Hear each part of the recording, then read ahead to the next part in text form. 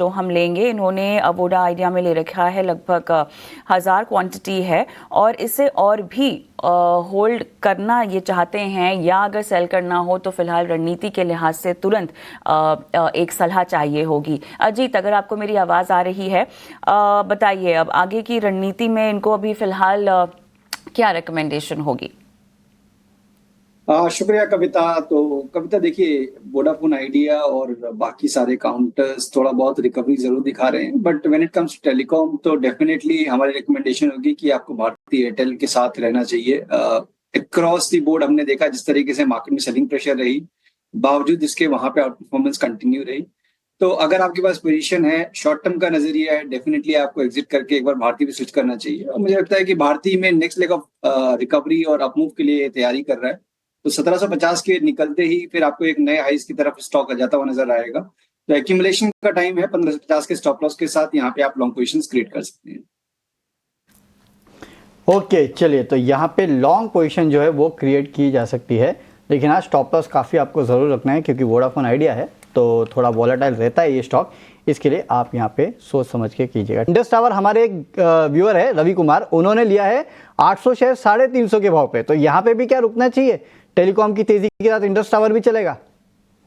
तो इधर पर भी एक खबर आई थी वो स्टार लिंक को लेकर के, वरुण अगर मेरे नाम सही अगर मैं जानता हूं, जो कि एलोन मस्क साहब की कंपनी है, और असमंजस परिस्थिति यहां भी थी। देखिए, जहां तक सेल्यूलर सर्विस प्रोवाइडर कंपनीज का सवाल है तो भारती एयरटेल और रिलायंस इंडस्ट्रीज, क्योंकि जियो का कारोबार इनके पास है, यहाँ पर खरीदारी की राय है।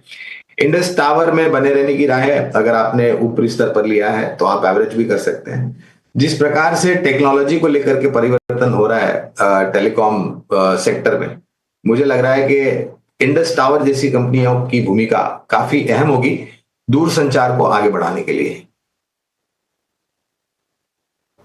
ऑलराइट, आगे बढ़ते हैं और अजीत, आरवीएनएल पे शरद हमारे दर्शक का सवाल है और इन्होंने खरीदारी यहाँ पर कर रखी है रेल विकास में ही, और 505 ये कह रहे हैं इनकी खरीदारी का भाव है।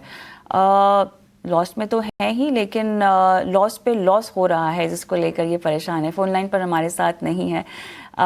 505 बाइंग प्राइस। बिल्कुल कविता, देखिए यहाँ पे एक प्रॉब्लम और है कि जिस तरीके से हम देख रहे हैं कि मार्केट में 2-3 दिनों में रिकवरी आई है, इसका पार्टिसिपेशन ना के बराबर है। तो ये एक और क्वेश्चन खड़ा करता है कि क्या ये अंडर परफॉर्मेंस आने वाले टाइम में भी कंटिन्यू रहेगी, बिकॉज मल्टीपल अटेम्प्ट्स हुए हैं बीच में रिकवरी के, बट सारे ही फेड आउट हो गए हैं।